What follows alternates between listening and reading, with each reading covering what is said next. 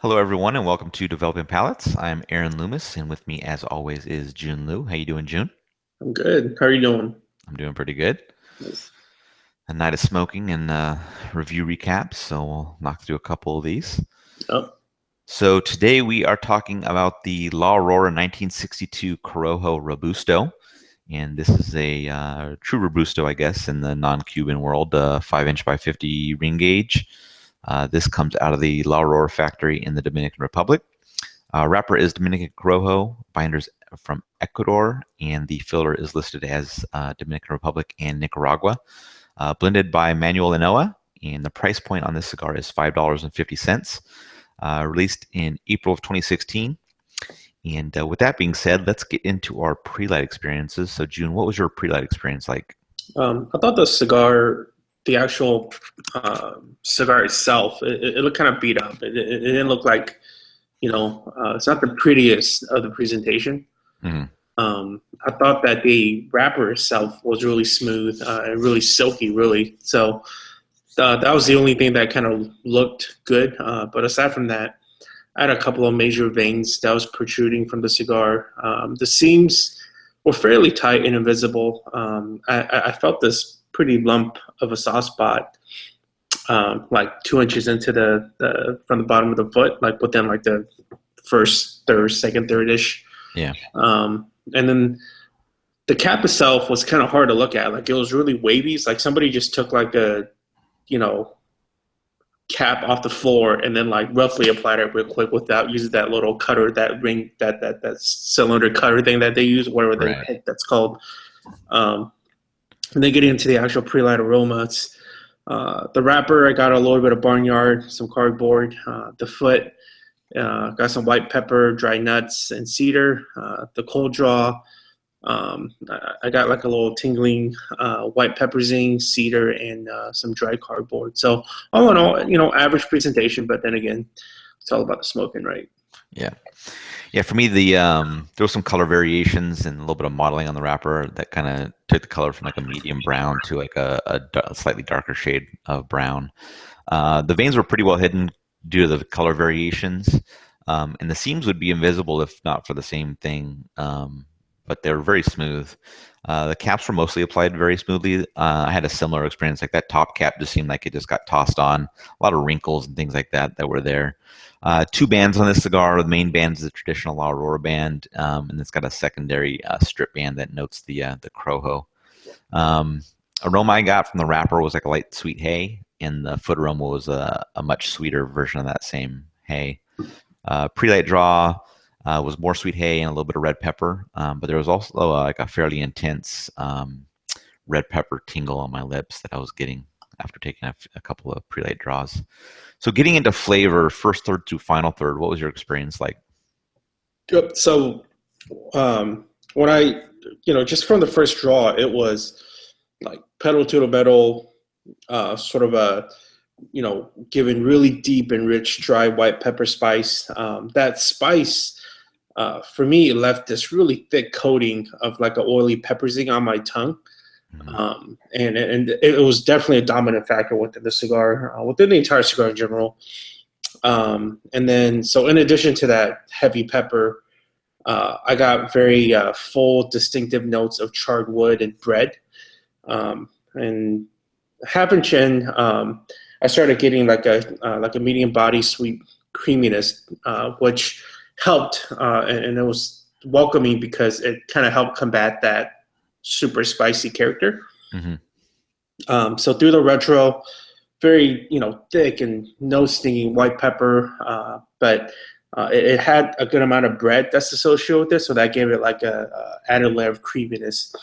The finish was lingering with charred wood, that same oily pepperzine, and so not a lot of cigars are spicy in terms of like Scoville heat level, right? Mhm. For this one, I thought that there was definitely a spiciness to it, kind of like a seeded jalapeno.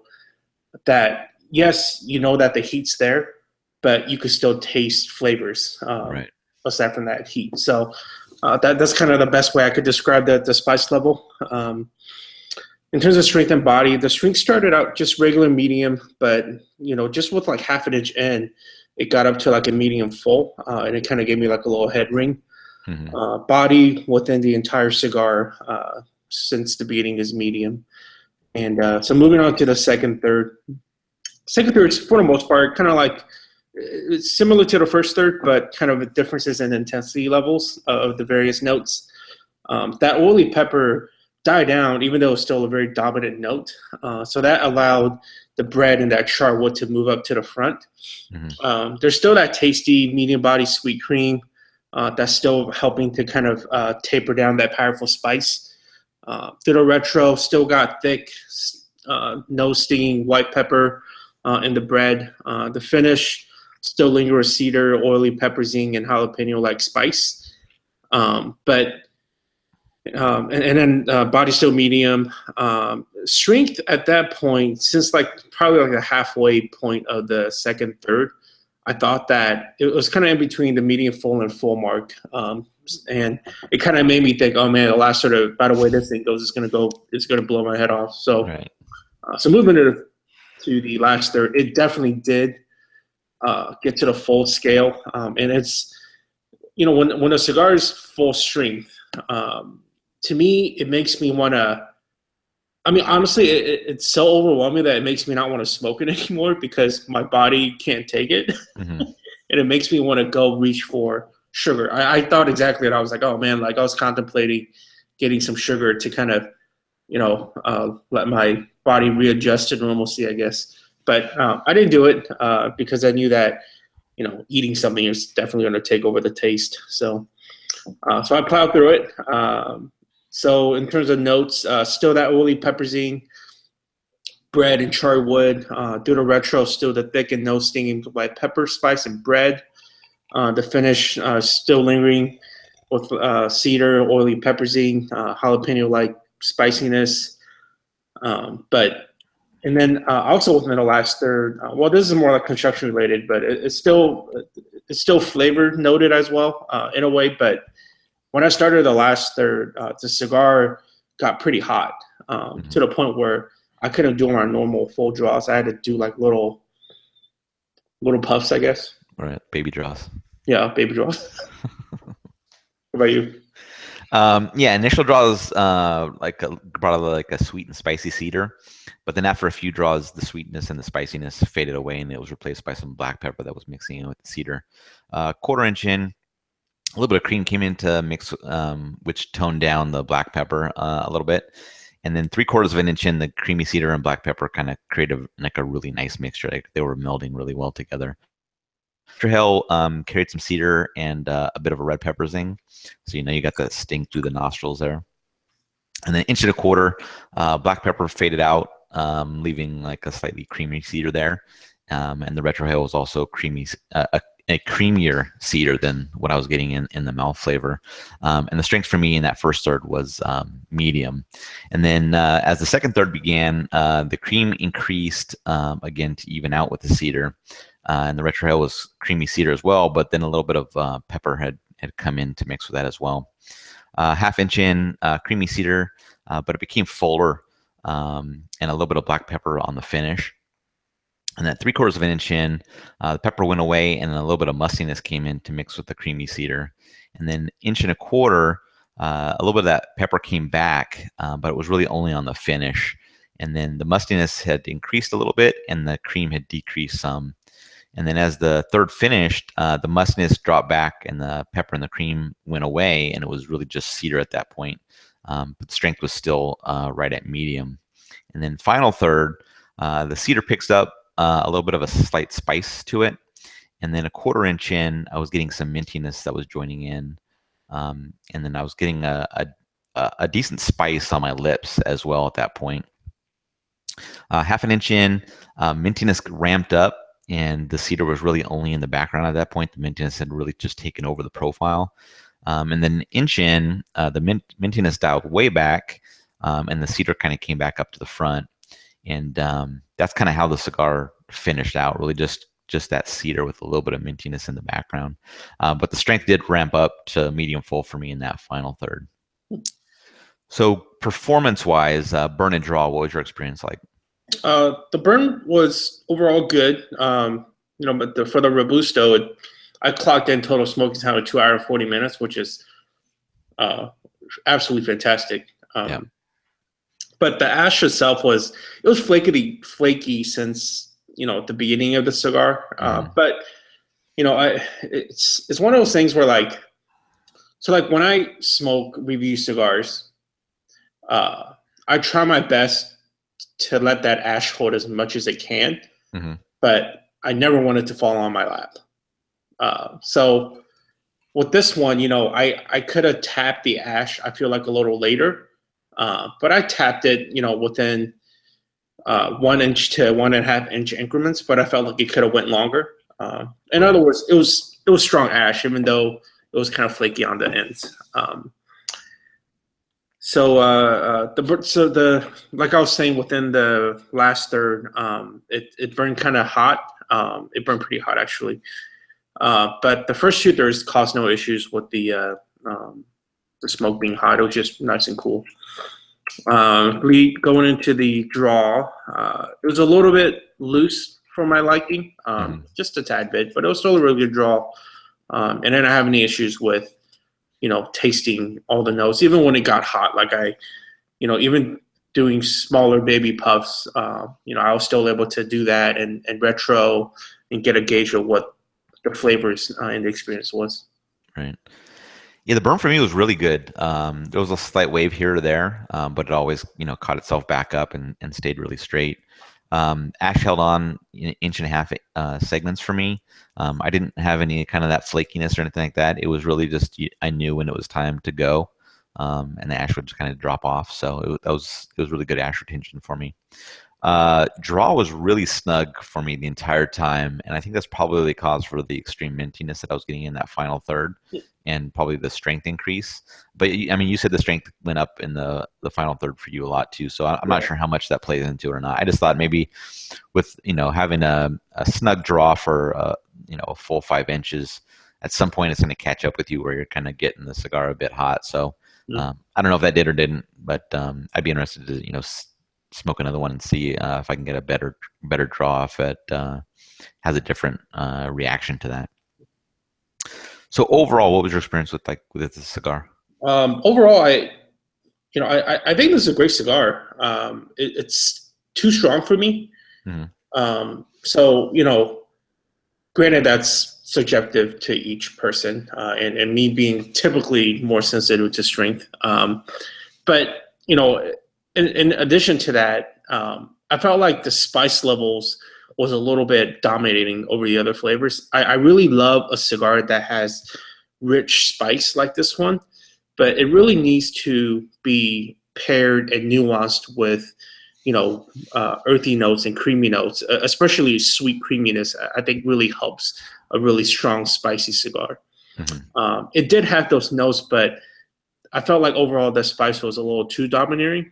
Um, but I also say that I would still buy some of these, especially at that 550 a cigar price. Yep. It's a fantastic bargain for what you get. And I'm curious, especially with this one, what a revisit will look like down the road Hmm. once the inevitably the spice will die down. I think about Dominican cigars that are really strong, and things like fresh Opus X's come to mind. Hmm. And to a certain extent, when I smoke a fresh Opus X, it is incredibly spicy and oily, like this one. Hmm. But of course, that probably 2-3x the cost. Right. But yeah, I mean, I'll perhaps my score won't necessarily reflect this, but I will buy some of these to kind of put down, and because I'm going to bank on the fact that, or on the hope that with proper humidor time, it'll meld and it'll be more of a harmonious smoking experience. Yeah. Yeah, I think this is a really good budget-friendly cigar, and I mean, price doesn't factor into our scores, but it's definitely something to note, and you'll kind of see that how when we do our cost per point breakdown in the written review. But um, the flavors in the first third were really good, and then it kind of dialed back in each third as the cigar went along. Um, I think that snug draw, might have caused those issues, but I have to revisit it to really see that. I think the cigars would be pretty approachable to most smokers. It really depends on how that strength level kind of works itself out as people smoke it and with a little bit more time on them. But I'd love to try this cigar again and hope for a better draw and see how that affects the performance of it. But I definitely recommend that people seek this out and try it, see if it fits in, because at that price point, it could be a daily smoker for people, man. I mean, the 550 is the MSRP, so it doesn't mean you might not be able to find it cheaper at some point. So even at the MSRP price, though, it's a really good cigar and something that some people might put in their regular rotation to move forward with. So let's get into scores.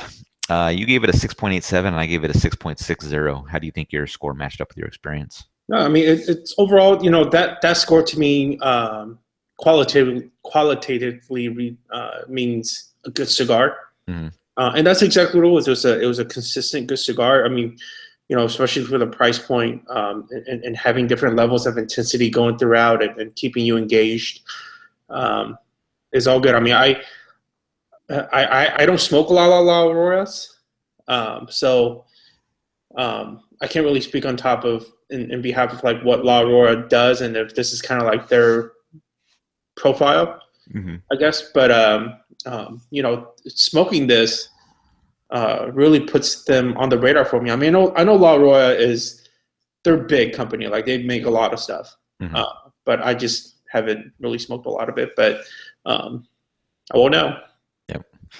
Yeah, I think my score matches up well with my experience. Very good flavors. I think with that smoking time, it's just a winner. I mean, having 2 hour plus for $5.50, and you're having a good experience the whole time. Why not? So, yeah, I think it's definitely a fantastic budget smoke. Definitely something some people should try out. Any final thoughts? No, I mean, especially at that price point, I was going to say, most cases than not, something like this you will find at a discount. Most cigars out there in general you'll find at a discount. Right. It kind of makes me. I think this is one of those things where like you buy a box up at a really good price, and then you pull it out in like 3-4 years, and you're like, oh man, this really turned the corner. And you give it to people, they're like, oh, what the hell is this? This is really good. You're like, well, I actually spent like $4 a stick or whatever. Yeah, exactly. It's good. It's good. Yep, agreed. So go check it out. Go pick one up and see what you think, and you probably want to go buy more after that. If you're just catching this video on YouTube, be sure to subscribe to us so that you get notified every time we post a review recap. But also go to the website, developingpalates.com, to read the full written review. Follow us on all the social media channels, Facebook, Instagram, Twitter, Google+. And thanks for watching, and we will catch you on the next one.